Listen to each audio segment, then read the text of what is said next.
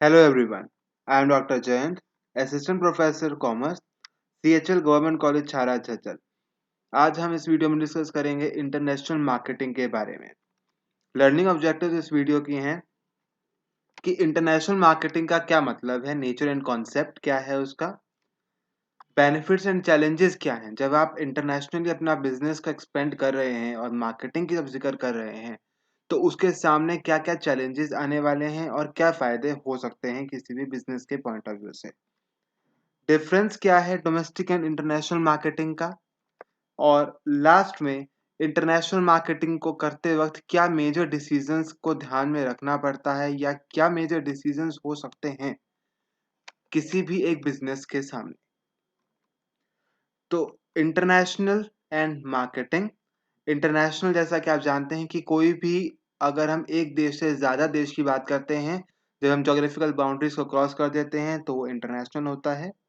Marketing, Philip Kotler जो father of modern marketing है उनके द्वारा डेफिनेशन दी गई है एक, कि मार्केटिंग जो है एक सोशल प्रोसेस है जिसके द्वारा by which individuals and groups, या तो कोई एक सिंगल व्यक्ति हो चाहे कोई समूह हो, वो अपनी नीड और वांट, जो उसकी ज़रूरतें हैं उनको प्राप्त करने के लिए गुड्स या वैल्यूज को एक्सचेंज करते हैं और उनको क्रिएट करते हैं। एक ब्रीफ रिकैप में अगर सिंपल भाषा में कहें तो मार्केटिंग में वो सारी एक्टिविटीज होती हैं जो प्रमोट सेल करने के लिए की जाती हैं, प्रोडक्ट सेल सर्विसेज के लिए, ताकि कस्टमर के लिए वैल्यू क्रिएट की जा सके। 4 पीस मार्केटिंग मिक्स जो बहुत कॉमन कॉन्सेप्ट होता है, product, price, place and promotion. तो ये 4 पीस हैं, इनसे रिलेटेड डिसीजंस लिए जाते हैं मार्केटिंग में। उसके अलावा है आपका कि कस्टमर सेटिस्फैक्शन, जो अल्टीमेट ऑब्जेक्टिव होता है किसी भी मार्केटिंग का, मार्केटिंग कॉन्सेप्ट में, तो वो वैल्यू क्रिएट की जाती है ताकि गुड्स और सर्विसेज को एक्सचेंज करा जा सके। और प्रोड्यूसर से कस्टमर तक जितनी भी एक्टिविटीज हैं सभी की सभी मार्केटिंग में शामिल की जाती हैं। तो इंटरनेशनल मार्केटिंग का मतलब क्या है? मार्केटिंग जब आप इंटरनेशनल लेवल पर करें उसे ही इंटरनेशनल मार्केटिंग कहते हैं, कोई अलग से नहीं है। आप पढ़ सकते हैं, maybe defined as selling goods and services and creating values across international boundaries.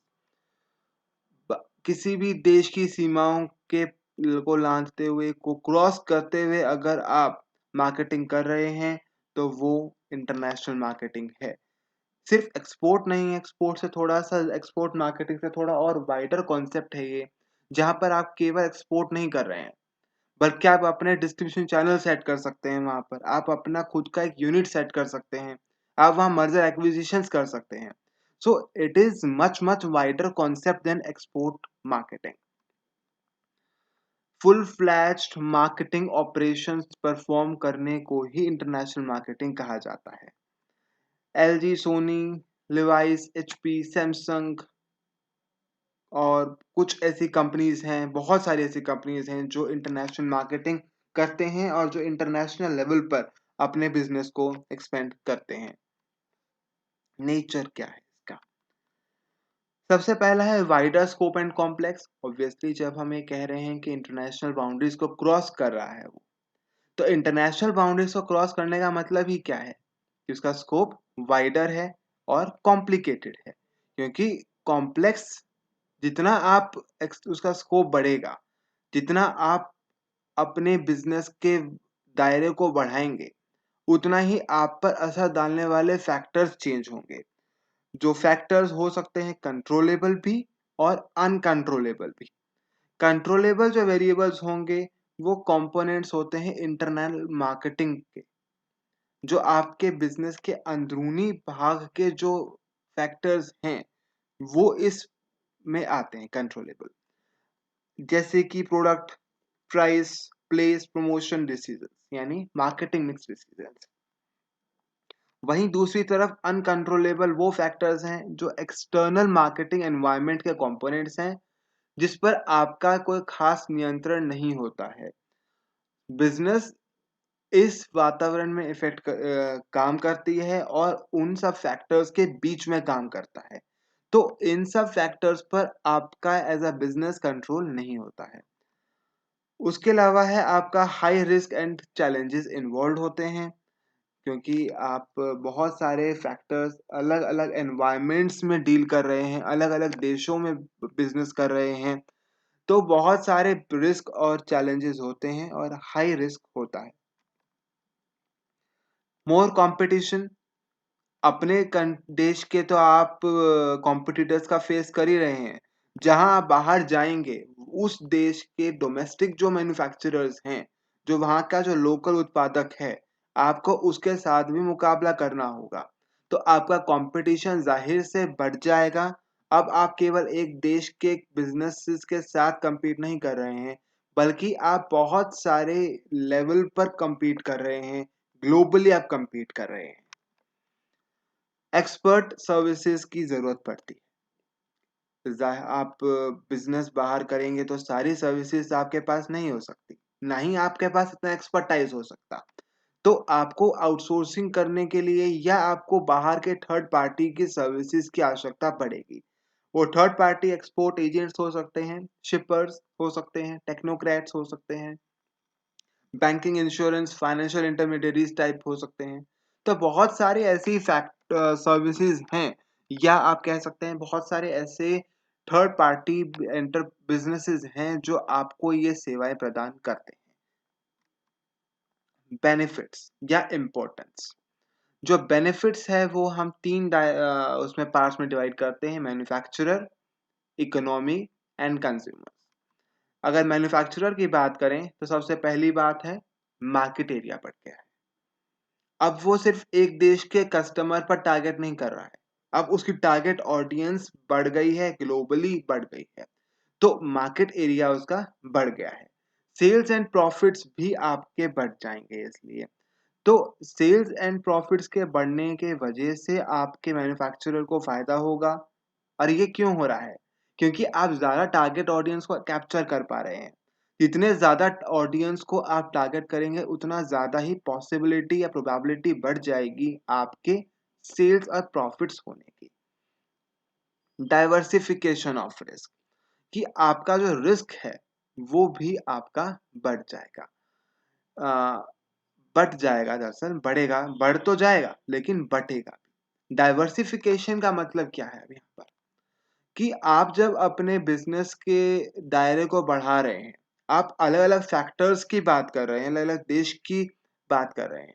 तो मान लीजिए किसी एक देश की आर्थिक व्यवस्था या आर्थिक स्थिति खराब हो गई, तो आप जहां पर दूसरी जगह पर बिजनेस कर रहे हैं, सपोज इंडिया में आप बिजनेस कर रहे हैं और आप यूरोप के किसी कंट्री, फ्रांस में काम कर रहे हैं, तो अगर इंडियन इकोनॉमी पर किसी कारणवश नेगेटिव इफेक्ट पड़ रहा है, तो जरूरी नहीं है कि फ्रांस में भी हो। तो आप वो जो रिस्क है उनको कंपनसेट कर सकते हैं, उनको डिवाइड कर सकते हैं।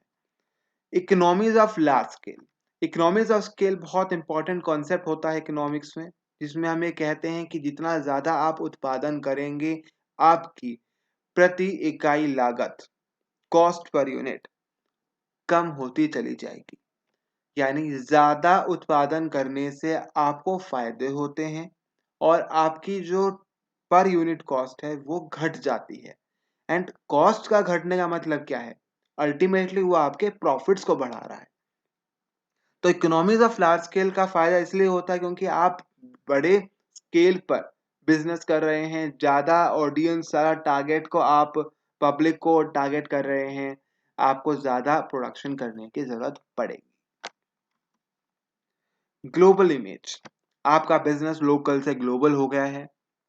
You are doing business across the boundaries. आप वहां के और लोगों को आपकी एक छवि बनेगी, उनको आप पॉपुलराइज होंगे, लोगों को पता चलेगा कि आपका ऐसा ऐसा कोई एक बिजनेस है। तो ये कुछ बेनिफिट्स है मैन्युफैक्चरर के पॉइंट ऑफ व्यू से। अब अगर हम इकोनॉमी के पॉइंट ऑफ व्यू से देखें, तो इकोनॉमी सबसे पहला है कि आपका एक्सपोर्ट्स बढ़ जाएगा, जो किसी भी देश के लिए बहुत इंपॉर्टेंट फैक्टर होता है, आपके एक्सपोर्ट्स बढ़ना, ताकि आपका जो ट्रेड सरप्लस हो सके और डेफिसिट से आप बाहर आ सकें। इकोनॉमिक ग्रोथ आपकी बढ़ सकती है। जब आप बिजनेसेस प्रॉस्परस होंगे तो आपकी आर्थिक वृद्धि भी होगी, साथ ही साथ आपके स्टैंडर्ड ऑफ लिविंग भी सुधरेगा। हेल्थ एजुकेशन, ये सारी चीजें भी जो डेवलपमेंटल फैक्टर्स होते हैं, HDI जिसे हम बोलते हैं, और भी फैक्टर्स होते हैं, वो सभी के सभी पॉजिटिवली असर करेंगे और आपकी इकोनॉमिक डेवलपमेंट के लिए वो हेल्पफुल होंगे। एम्प्लॉयमेंट अपॉर्चुनिटीज क्रिएट होंगी। अगर बाहर की कंपनीज यहाँ पर आकर बिजनेस करती हैं तो वो यहाँ के लोगों को जॉब्स देंगी। ब्रांचेस होंगी, नई ब्रांचेस खुलेंगी, नए नए शहरों में बिजनेसेस बढ़ेंगे, तो छोटे से लेकर बड़े लेवल तक के एम्प्लॉयज को काम मिलता है। Optimum utilization of global resources, जो ग्लोबली रिसोर्सेज हैं उनका भी आप अच्छी तरीके से यूटिलाइजेशन कर पाएंगे और उसको भी आप कम से कम वेस्टेज में ज़्यादा से ज़्यादा प्रोडक्टिविटी हासिल कर सकते हैं। एंड कंट्रोल ओवर इन्फ्लेशन, कि जो इन्फ्लेशन अगर हो रहा है तो उस पर कंट्रोल करने के लिए भी इंटरनेशनली मार्केटर्स जो होते हैं, इंटरनेशनल जो कंपनीज होती हैं और इंटरनेशनल प्रोडक्ट्स की मदद से ये बहुत फायदेमंद होता है, क्योंकि जितना ज़्यादा कंपटीशन होगा उतना ज़्यादा प्राइसेस कॉम्पिटिटिव होंगे और ऐसे में इन्फ्लेशन पर कहीं ना कहीं चेक करने के लिए इसका इस्तेमाल किया जाता है। इंटरनेशनल टाइज, जो अंतरराष्ट्रीय स्तर पर जो देश विदेश के जो संबंध होते हैं देशों के आपस में, आपसी संबंधों को भी अच्छे तरीके से करने में इसका बहुत बड़ा योगदान है। आपने सुना होगा बायलेटरल टाइज होते हैं, किन्हीं भी दो देशों के बीच में वार्ता होती हैं, या मल्टीलेटरल भी होते हैं। तो ये जो मल्टीलेटरल एग्रीमेंट्स हैं, मल्टीलेटरल ट्रेड डील्स हैं, ये सभी भी इकोनॉमी में बहुत बड़ा योगदान या बहुत फायदेमंद रहती हैं। तो इंटरनेशनल मार्केटिंग या इंटरनेशनल बिजनेस की अगर हम बात करें तो इंटरनेशनल टाइज, क्योंकि अगर आपके संबंध अच्छे नहीं होंगे तो आप वो फायदे या वो इकोनॉमी के रिसोर्सेज का इस्तेमाल नहीं कर पाएंगे जो वहां पर पोटेंशियल है। इसके बाद है benefits to consumers. Benefits to consumer, सबसे पहला पॉइंट है वाइडर चॉइस। जाहिर सी बात है, जितनी ज्यादा कंपनीज उतनी ज्यादा वाइडर चॉइस, उतनी ज्यादा हमारे पास चॉइस, विकल्प उतने ज्यादा होंगे। और एक कस्टमर को क्या चाहिए? विकल्प, ताकि वो अच्छे से अच्छा गुड क्वालिटी प्रोडक्ट खरीद सके। विकल्प अगर नहीं होंगे, ऑप्शंस नहीं होंगे, तो क्वालिटी प्रोडक्ट भी उसको नहीं मिलेगा और ना ही उसको गुड्स जो होंगे वो कॉम्पिटिटिव प्राइसेस पर मिलेंगे। तो कॉम्पिटिटिव प्राइसेस के लिए भी ये जरूरी है कि अच्छी क्वालिटी के प्रोडक्ट्स हों और बहुत ज़्यादा चॉइसेस। और इन्हीं सभी चीज़ों के वजह से देखें तो स्टैंडर्ड ऑफ लिविंग इम्प्रूव होता है, टेस्ट एंड प्रेफरेंसेस लोगों के बदलते हैं, एक्सपोजर मिलता है कस्टमर्स को, और पूरा एज अ सोसाइटी कहीं ना कहीं उनके स्टैंडर्ड ऑफ लिविंग पर बहुत ज़्यादा असर डालता है। आज का जो हमारा लिविंग का तरीका है, हमारा जो लाइफस्टाइल है, और आज से 20 साल पहले का लाइफस्टाइल में ज़मीन आसमान का अंतर है। उसका कारण यही है कि बाहर से आई हुई टेक्नोलॉजी, बाहर के आए हुए प्रोडक्ट्स, बाहर से आई हुई कंपनीज के बिजनेसेस और उनके द्वारा किए गए हमारे अंदर जागरूकता। उन्होंने मार्केटिंग करी, हमारे को बताया ये फायदे हैं, हमारे को इस प्रोडक्ट के बारे में इंट्रोड्यूस किया और लोगों ने उसको पसंद किया तो लोगों ने खरीदना शुरू कर दिया। आदत, लोगों को आदत पड़ गई धीरे धीरे। तो ये क्या है? मार्केटिंग के मदद से इंटरनेशनल कंपनीज, MNCs जिसे हम कहते हैं, वो यहाँ पर आकर हमारे स्टैंडर्ड ऑफ लिविंग पर पॉजिटिवली असर डालते हैं। चैलेंजेस भी हैं, ऐसा नहीं है कि सारी चीजें पॉजिटिव पॉजिटिव ही होंगी, कुछ आपको सामना भी करना पड़ेगा चीजों का। टेस्ट एंड प्रेफरेंसेस डिफरेंट होते हैं, हर देश में अपनी एक कल्चर होती है, अपने टेस्ट एंड प्रेफरेंसेस होते हैं। तो अलग अलग कल्चर्स में ये टेस्ट प्रेफरेंसेस समझना भी बहुत जरूरी है। अनसर्टेनिटी इन गवर्नमेंट पॉलिसीज, जो आपकी गवर्नमेंट की पॉलिसीज होती हैं उसमें एक अनसर्टेनिटी है, क्योंकि हर किसी का गवर्नमेंट का या वर्किंग का तरीका अलग अलग होता है, गवर्नेंस अलग अलग होता है सबका। तो उस गवर्नमेंट पॉलिसीज में बदलाव हो सकता है, चेंज हो सकता है, तो बहुत सारी चीजों का भी ध्यान देने की जरूरत पड़ती है। Foreign exchange fluctuations, international business कर रहे हैं, इंटरनेशनल करेंसी चलेगी। इंटरनेशनल करेंसी मार्केट रेट्स पर निर्भर करती है, जिसमें हर सेकंड हर क्षण फ्लक्चुएशंस होती हैं, और उस फ्लक्चुएशंस का असर आपके पूरे के पूरे बिजनेस पर और आपके पूरे के पूरे फाइनेंशियल स्टेटमेंट्स पर दिखाई देगा। डिफरेंट मार्केटिंग इंफ्रास्ट्रक्चर, अलग अलग इंफ्रास्ट्रक्चर का मतलब क्या है? डिस्ट्रीब्यूशन चैनल अलग हो सकते हैं। कोई ऐसी इकोनॉमी हो सकती है जहां पर मिडिल मैन को अलाउड ही ना हो, या ऐसा भी हो सकता है कि सारा का सारा जो ट्रेड है उसका बहुत बड़ा पोर्शन ऑनलाइन ही होता हो, छोटी दुकानों का ट्रेंड ना हो, जो रेडियां हैं, जो स्टॉल लगती हैं, ये चीजें ना होती हैं। तो ये बहुत इंपॉर्टेंट है कि मार्केटिंग इंफ्रास्ट्रक्चर कैसा है। एक छोटे से देश, या मान लीजिए इंडिया के किसी छोटे से शहर की अगर हम बात करें, और हम बड़े बड़े मॉल्स की बात करें, तो उन दोनों में मार्केटिंग का और इंफ्रास्ट्रक्चर में बहुत फर्क होता है, और वो फर्क दिखाई देता है, और ये आपके बिजनेस पर बहुत ज्यादा एक चैलेंज है आपके सामने कि कैसे आप उन अलग अलग परिस्थितियों में अपने बिजनेस सेटअप को मॉडिफाई करें। टेक्नोलॉजिकल प्राइवेसी, आपका प्रोडक्ट है, आपका टेक्नोलॉजी है, तो प्राइवेसी भी होनी जरूरी है, यानी आप उसके मालिकाना हक या आपका उस पर कॉपीराइट बना रहना जरूरी है। लेकिन कभी कभी क्या होता है, कुछ देश में या कुछ एक्ट्स में ये कहा जाता है कि आपको अपनी टेक्नोलॉजी शेयर करनी होगी और उसके सीक्रेट्स आपको शेयर करने होंगे। तो प्राइवेसी पर कहीं ना कहीं एक रिस्क हो सकता है। लोकल तो अपोजिशन ऑब्वियस बात है, वहां के लोकल लोग ओपोज करेंगे, वो चाहेंगे कि हमारा प्रोडक्ट बिके, तो वो इंटरनेशनल एमएनसीज कंपनीज के प्रोडक्ट्स पर कहीं ना कहीं अच्छा चैलेंज के तौर पर वो उभरेंगे, और वो डिस्करेज करेंगे लोकल पब्लिक को कि आप वहां के लोग वहां के मत खरीदिए। Consumers responses, culture, taste preferences, habits, societal standards जो हैं, आपके लिविंग स्टैंडर्ड्स हैं, इन सब चीज़ों के मदद से या और बहुत सारे ऐसे फैक्टर्स के वजह से कस्टमर्स के रिस्पॉन्सेज अलग अलग होते हैं।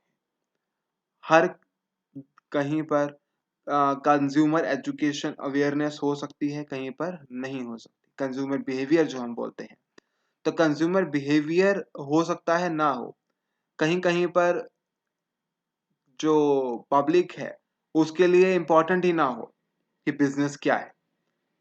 तो जैसी आपकी आइडियोलॉजी है as a nation, as a society, उसके मदद से आपके कंज्यूमर्स के रिस्पॉन्सेस आएंगे। डंपिंग, अलग अलग प्राइसेस चार्ज करना, डंपिंग लीगल नहीं होता है बहुत से कंट्रीज में, जहां पर डंपिंग में कोशिश की जाती है कि लोकल मैन्युफैक्चरर्स, जो वहाँ के लोकल मैन्युफैक्चरर्स हैं, उनसे सस्ते में बेचा जाए ताकि आप मार्केट कैप्चर कर पाए। तो बहुत सारे कंट्रीज में इलीगल भी माना जाता है, और लेकिन फिर भी डंपिंग इस्तेमाल किया जाता है, और एक as a tactic MNCs use करती हैं ताकि वो उस लोकल मार्केट को कैप्चर कर पाए। Difference between domestic and international marketing, meaning simple सा है कि ये जो है आपका सिर्फ एक कंट्री का है, लेकिन आपका जो इंटरनेशनल मार्केटिंग है वो अक्रॉस द बाउंड्रीज आपका बिजनेस कर रहा है। करेंसी एक देश की चलेगी केवल, यहाँ पर डिफरेंट नेशंस की अलग अलग करेंसीज हो सकती हैं। इंटरनेशनल करेंसीज डॉलर, यूरो हो सकता है। इकोनॉमिक पॉलिसीज, एक कंट्री की ही आपको कंसिडर करनी है, कैसी मॉनेटरी पॉलिसी है, क्या फिस्कल पॉलिसी है, क्या टैक्सेशन लॉज हैं, प्रोविजंस हैं। वहीं दूसरी जगह पर आपको बहुत सारे फैक्टर्स को ध्यान में रखते हुए अलग अलग कंट्रीज के पॉलिसीज को देखना होगा। Magnitude of risk, less risk है डोमेस्टिक में, वहां पर हाई रिस्क है, क्रेडिट वर्दिनेस का एक रिस्क हो सकता है, पॉलिटिकल रिस्क हो सकता है, कस्टमर के बारे में आपको नहीं पता हो सकता है। Socio cultural environment, socio cultural environment है कि less heterogeneity in domestic socio cultural environment, कि बहुत ज्यादा विविधताएं ना हो। इंडिया जैसा कंट्री सभी देश नहीं होते हैं, हालांकि इंडिया में बहुत सारे डाइवर्सिटीज हैं, हर स्टेट की अपनी एक कल्चर है, अपना सोशियो कल्चरल फैक्टर्स होते हैं, लेकिन फिर भी अगर हम इंटरनेशनल बात करें उसके मुकाबले बहुत सारी चीजें सिमिलर भी हैं। लेकिन अगर हम इंडिया और हम वेस्टर्न कंट्रीज की, यूएस की, यूरोप की कल्चर को कंपेयर करने लगे तो बहुत मेजर डिफरेंसेस हैं उनकी कल्चरल एंड सोसाइटी में। Legal and political environment, legal and political environment आपका एक जो बिजनेस है उसमें एक ही कंट्री के फैक्टर्स को देखना है, वहां पर आपको बहुत सारे फैक्टर्स को देखने की जरूरत पड़ेगी और आपको वहां के इंटरनेशनल स्टैंडर्ड्स को भी देखना होगा, इंटरनेशनल रेगुलेशंस को ध्यान में रखना होगा। Factors with in a country फिर भी मोबाइल होते हैं, लेकिन इंटरनेशनली वो फैक्टर्स इतने इजीली मोबाइल नहीं होते हैं, उनको इतनी इजीली आप मूवमेंट नहीं कर पाते। बहुत सारे कंट्रीज अलाउ नहीं करते हैं। आपने सुना होगा यूएस में पिछले कई सालों से इमिग्रेशन पॉलिसी पर बहुत चर्चा हुई, बहुत ज़्यादा कंट्रोवर्सीज हुई, बार बार ये आता रहा कि H1B वीज़ा या ग्रीन कार्ड या उन सब में बहुत tight rules and regulations implement किए जाने वाले हैं। तो फैक्टर्स ऑफ प्रोडक्शन है ये, कि वहाँ यूएस में वो ये नहीं चाह रहे थे कि बाहर के कंट्रीज से आकर लोग वहां पर जॉब करें, क्योंकि उनको लग रहा था कि वहां के लोकल लोगों को उससे नुकसान हो रहा है। तो मोबिलिटी जाहिर सी बात है within a country easy रहेगी। Export duty, import duty, non tariff barriers का कोई जिक्र नहीं होता है डोमेस्टिक मार्केट में, बट वहीं पर इंटरनेशनल मार्केटिंग में it is one of the major major factor through which countries or the governments try to regulate or try to mobilize resources among different businesses. Quality standards within a country, India में जैसे ISI है, ये ISI standards हैं या अलग अलग hallmark type हैं, तो ये स्टैंडर्ड्स होते हैं, लेकिन इंटरनेशनल क्वालिटी स्टैंडर्ड बहुत हाई होते हैं। और आप अगर सुना हो तो आपके जो फसल हैं जैसे अल्फेंजो मैंगोज जो हैं आम, या आपकी कोई और सब्जियां भी हैं, तो जितनी भी टॉप क्वालिटी प्रोडक्ट होगा पूरे देश में वो एक्सपोर्ट होता है। जैसा हम प्रोडक्ट हम लोग ले रहे हैं वो प्रोडक्ट तो एक्सपोर्ट के लिए एलिजिबल भी नहीं होता है, क्योंकि उनके क्वालिटी स्टैंडर्ड्स इतने ज्यादा हाई हैं। तो इंटरनेशनल मार्केटिंग में क्वालिटी स्टैंडर्ड्स का बहुत बहुत बड़ा रोल है, और एक बहुत बड़ा फैक्टर है आपके प्रोडक्ट की क्वालिटी, क्योंकि अगर आपकी क्वालिटी अच्छी नहीं होगी तो आप उस मार्केट में ही नहीं एंटर कर पाएंगे। तो बाद की बातें तो बहुत दूर है कि आप इन कस्टमर बनाने की तो बात तब आएगी जब आप उस मार्केट में एंटर कर पाएंगे और वहां की मैंडेटरी मिनिमम रिक्वायरमेंट्स आप पूरी कर पाएंगे। तो ये कुछ डिफरेंसेस थे डोमेस्टिक एंड इंटरनेशनल मार्केटिंग में। इस वीडियो का लास्ट सेक्शन जो है आपका मेजर डिसीजंस, कि सबसे पहला क्या डिसीजन है, क्या हमें इंटरनेशनल मार्केटिंग करनी है, क्या हमारे को अपने बिजनेस को एक्सपेंड करना है इंटरनेशनल बाउंड्रीज पर या नहीं। ये एक स्ट्रेटेजिक डिसीजन है जो बहुत ही डिटेल्ड इन डेप्थ एनालिसिस के बेसिस पर तय किया जाएगा। अपनी खुद की स्ट्रेंथ और अपनी खुद की वीकनेसेस देखी जाएंगी, और फॉरेन मार्केट्स में ये देखा जाएगा कहाँ पर अपॉर्चुनिटीज हैं और किन फैक्टर से हमारे को थ्रेट्स हैं। तो बेसिकली अपना खुद का भी एनालिसिस किया जाना है और फॉरेन मार्केट्स के भी एनालिसिस किए जाएंगे, ताकि आप ये पता कर पाएं कि हमारे को अच्छी अपॉर्चुनिटी कहाँ पर मिल सकती है, कहाँ पर, विच कंट्री टू एंटर, किस कंट्री में हमें एंटर करना है, कहाँ पर हमें अपना प्रोडक्शन बेस करना है, legal political environment, economic environment, socio cultural, market conditions कैसी हैं उन देशों की। अब जब हमने एक बार डिसाइड कर लिया कि हाँ ठीक है, हम एज अ कंपनी इंटरनेशनली जा रहे हैं और हमारे को अपना बिजनेस ब्रिटेन या इंग्लैंड में करना है, हमारे को अपना बिजनेस इंग्लैंड में लेकर जाना है, मोड ऑफ एंट्री किस जरिए से हम करें? क्या हम उसको डायरेक्ट मोड से करें, हम डायरेक्ट ट्रेड करें, अपना सामान ले जाकर वहां पर एक्सपोर्ट करें, या हम एफटीआई इन्वेस्टमेंट के थ्रू करें, या हम वहां की किसी कंपनी के साथ टाई अप कर लें, वहां की किसी कंपनी को खरीद लें, या अपना खुद का बिजनेस सेटअप करके एफटीआई के थ्रू वहां पर काम करें। अलग अलग मोड्स को क्लब भी किया जा सकता है कि हम किसी एक फैसिलिटी के लिए अपना खुद का प्रोडक्शन बेस बना देते हैं, लेकिन जो मार्केटिंग है और जो बाकी फैक्टर्स हैं वो सारी की सारी बाहर की वहां की इंग्लैंड की कंपनी करे। तो these are the strategic decisions which we have to consider कि मोड ऑफ एंट्री क्या हो, मार्केटिंग स्ट्रेटेजी क्या हो। मार्केटिंग स्ट्रेटेजी है आपकी सबसे पहला extending domestic marketing mix to international markets, कि आपका जो डोमेस्टिक मार्केटिंग मिक्स है और वो इंटरनेशनल मार्केट्स पर आप कैसे उसको लेकर जाएंगे। और इनिशियल स्टेज ऑफ इंटरनेशनलाइजेशन ये होती है जिसमें आप सिर्फ अपना बिजनेस अभी फिलहाल एक्सपेंड कर रहे हैं और बाहर के कंट्रीज में लेकर जा रहे हैं। सेपरेट मार्केटिंग मिक्स, क्या हमें अपने अलग अलग मार्केटिंग मिक्स करना है हर देश का, या हम सेम रखने वाले हैं? तो अलग अलग मार्केटिंग मिक्स भी हो सकता है कि हम एक प्रोडक्ट बेच रहे हैं, सपोज एक फोन है, वही फोन बाहर अगर हम देखें तो सस्ता पड़ता है, लेकिन वही अगर फोन हम इंडिया में खरीद रहे हैं तो वो हमारे को 10-15 हज़ार रुपये महंगा पड़ रहा है। प्रोडक्शन का फर्क हो सकता है, टेक्नोलॉजी का फर्क हो सकता है, साथ ही साथ मार्केटिंग वाले फैक्टर्स भी हो सकते हैं, डिस्ट्रीब्यूशन, आपके टैक्सेस, आपके ड्यूटीज। तो ये सारे फैक्टर्स आपको देखने होंगे। मार्केटिंग मिक्स किस तरीके से प्रमोशन किया जाए, एडवर्टाइजमेंट जो हैं वो आपकी लोकल इन्फ्लुएंस की होनी ज़रूरी है। हिंदी लैंग्वेज की एडवर्टाइजमेंट आप बाहर नहीं बेच चला सकते हैं, तो आपको ये सारी चीज़ें मॉडिफाई करनी है, ऑल्टर करनी है और डिसीजन उसी हिसाब से लेने होंगे। यूनिफॉर्म मार्केटिंग मिक्स भी हो सकता है कि किसी एक ग्रुप ऑफ नेशंस के लिए एक जैसी मार्केटिंग मिक्स कर दिया जाए, और क्योंकि वहाँ की कल्चर, वहाँ के फैक्टर्स कुछ कुछ होमोजीनियस हमें लगे, सिमिलर लगे, तो हमने अपना मार्केटिंग मिक्स एक जैसा कर लिया। उसके बाद इंटरनेशनल ऑर्गेनाइजेशन स्ट्रक्चर कैसा हो, हमने ये सारी चीजें तय कर ली हैं कैसे कैसे हम करेंगे। तो अब ये है डिस्ट्रीब्यूशन स्ट्रैटेजी कैसी है, प्रोडक्ट कैसा है, उन सब पर ये तय करेगा कि हमारा ऑर्गेनाइजेशन स्ट्रक्चर कैसा है।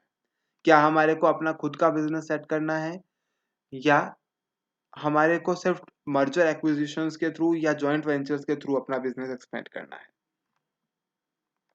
डिस्ट्रीब्यूशन चैनल कैसा हो, डायरेक्ट हो सकता है वो या इनडायरेक्ट हो सकता है, किसी और थर्ड पार्टी के थ्रू भी हम ये सारे काम कर सकते हैं, कोई इंटरमीडियरी भी हो सकता है जिसके थ्रू हम ये डिस्ट्रीब्यूशन चैनल का अपना पूरा का पूरा बिजनेस करें।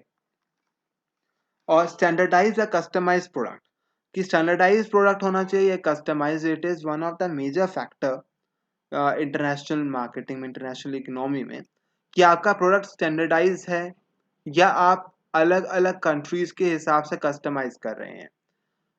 कपड़े हैं, टेक्सटाइल, कपड़ा, जो कपड़े हमारे को इंडियंस को आते हैं वो कपड़े बाहर अफ्रीका, अमेरिका में नहीं आएंगे, क्योंकि अलग अलग साइजेस हो सकते हैं, अलग अलग रिक्वायरमेंट हो सकती हैं, अलग अलग वेदर कंडीशंस हो सकते हैं।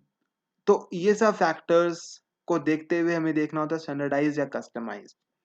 अब कोई एयरलाइन है, अब वो चाहे एयरलाइन आपका यूएस से चाइना उड़े या वो एयरलाइन आपकी इंडिया से ऑस्ट्रेलिया उड़े, कोई फर्क नहीं पड़ रहा उस कैरियर में, उस एरोप्लेन में, तो उनकी जो सर्विसेज हैं वो काफी हद तक स्टैंडर्डाइज होंगी आपकी। तो अलग अलग इंडस्ट्रीज के हिसाब से ये फर्क पड़ता है। तो प्रोडक्ट स्टैंडर्डाइज कस्टमाइज हो सकता है। ये कुछ क्वेश्चंस हैं जो आप देख सकते हैं कि इसके बारे में क्या क्या बेनिफिट, चैलेंजेस हैं, एक्सपोर्ट मार्केटिंग क्या है, आपका इंटरनेशनल मार्केटिंग मिक्स के बारे में हो सकता है कि जो मार्केटिंग मिक्स है 4 P's, वही जब इंटरनेशनल लेवल पर आप करते हैं तो उसी को हम कह देते हैं। और साथ ही साथ एक आपका क्वेश्चन डिसीजंस पर हो सकता है, what are the major decisions to be taken in the international marketing and what are the differences between the domestic and international marketing. ये कुछ रेफरेंसेस हैं जिनको आप पढ़ सकते हैं। इसके अलावा बहुत सारे सोर्सेज हैं इंटरनेशनल इंटरनेट पर भी, और आपके बहुत सारे ऑप्शंस भी होस्ट मिल जाएंगे आपको बहुत सारी बुक्स में, जहाँ पर आप अपने डाउट्स क्लियर कर सकते हैं और इस टॉपिक के विषय में और भी जानकारी एकत्रित कर सकते हैं, इकट्ठी कर सकते हैं। इसी के साथ मैं अपनी इस वीडियो को यहीं पर ख़त्म करता हूँ।